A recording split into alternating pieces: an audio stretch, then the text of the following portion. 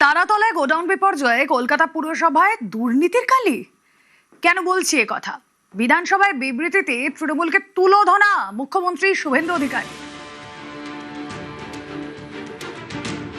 আমরা কালীকে তুললে সব বেরিয়ে যাবে। কলকাতা কর্পোরেশনে কালী না বললে কোনো প্ল্যান হয় না। আর কালী অ্যাপয়েন্টেড বাই ক্যামাস্ট্রিট, সবাই জানে। আর এই কালী বাইপাসের পাশে আপনাদের তৃণমূল ভবন বানাচ্ছে 200 কোটি টাকা দিয়ে, আর এখান থেকে টাকাটা তুলে ওখানে পাঠায়। আমরা সব জানি, সব বের করেছি, আমরা এফআইআর হয়েছে, আরো ব্যবস্থা নিচ্ছি।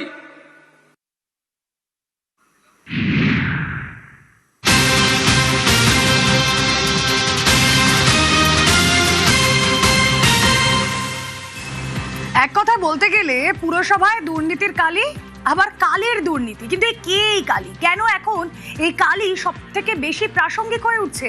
আবির ঘোষাল রয়েছেন সঙ্গে। আবির,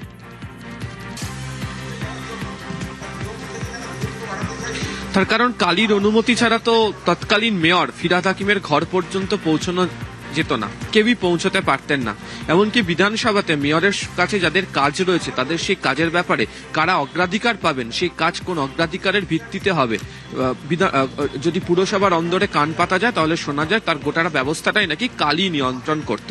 কালীর বিরুদ্ধে অভিযোগ আগেও জমা পড়েছে, পুরসভার অভ্যন্তরে জমা পড়েছে, কালী নিয়ে শেক্সপিয়ার সরণি থানাতে অভিযোগ দায়ের হয়েছে।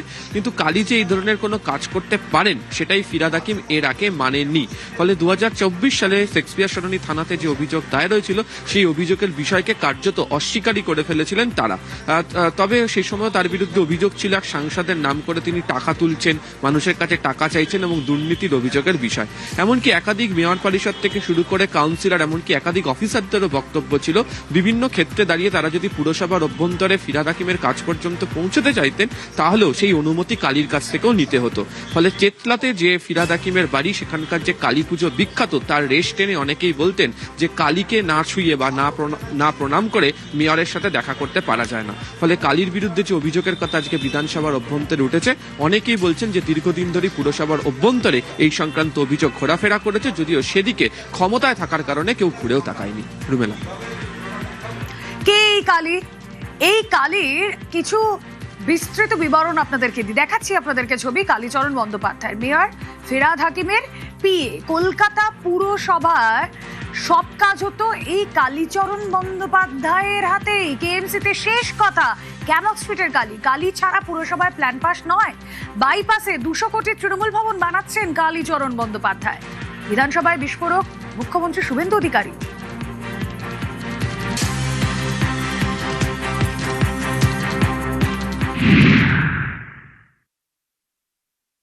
কলকাতা পুরসভার বিল্ডিং বিভাগে কি প্রাতিষ্ঠানিক দুর্নীতি হয়েছে?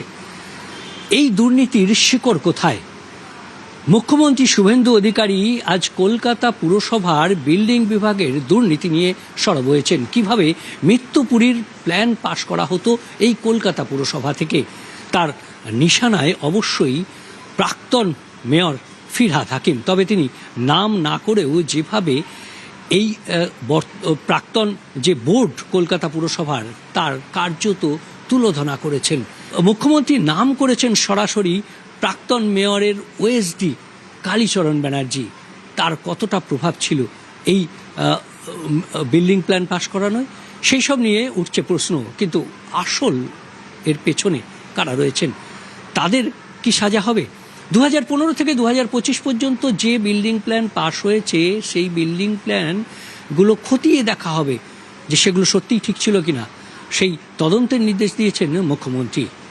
এখন কলকাতা পুরসভা কার্যত শুনশান।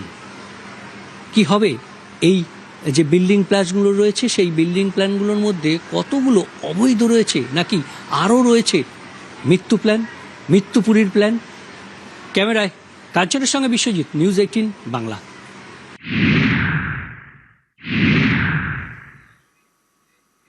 মুখ্যমন্ত্রীর নিশানায় প্রাক্তন মেয়র। গার্ডেন রিচ বিপর্যয় থেকে শিক্ষা নেয়নি তৃণমূল সরকার। সিটি অফ জয়কে মৃত্যুপুরীতে পরিবর্তন। মৃত্যু পরোয়ানায় সই প্রাক্তন মেয়র ফিরহাদ হাকিমের। বিধানসভায় তারাতলা নিয়ে বিবৃতিতে ফিরহাদকে এক হাত মুখ্যমন্ত্রী শুভেন্দু অধিকারী।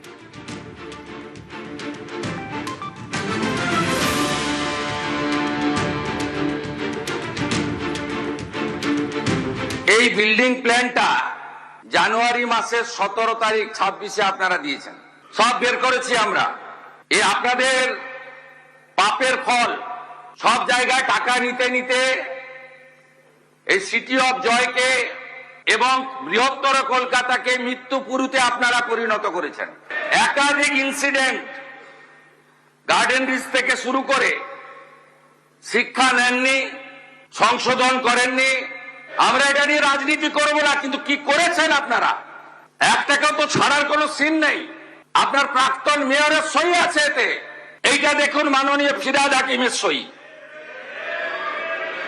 দেখুন আপনারা কিভাবে স্ট্রাকচারে ডিফেক্ট থাকা অবস্থায় ফল্টি প্ল্যান অ্যাপ্রুভ করেছেন।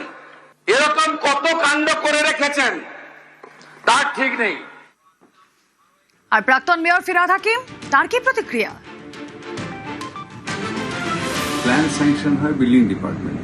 প্ল্যান আমার কাছে আসারও কথা না। আমি জানি না উনি কি বিষয়ে বলেছেন। জেনারেল প্ল্যান স্যাংশনের কর্পোরেশনের বিল্ডিং ডিপার্টমেন্ট, ওদের কমিশনার হয়ে ওটা অ্যাপ্রুভালের জন্য আমার কাছে এমবিসিটা আছে। ওটা শুধু ফর্মালিটিজ একটা, এমবিসিতে টেকনিক্যাল পার্সনরা থাকে এবং আমার ওটার মধ্যে কোনো এখতিয়ারও নেই। কোনো প্ল্যান স্যাংশনের ক্ষেত্রে এক্স মেয়রের কোনো এখতিয়ার নেই, বা কোনটা ইলিগাল হলো কোনটা হলো না সেটা দেখারও এখতিয়ার আমার নেই। এটা কর্পোরেশনের রুলস। ত্রুটিপূর্ণ নকশা থাকার পরেও পুরসভা ছাড়পত্র দিয়েছিল।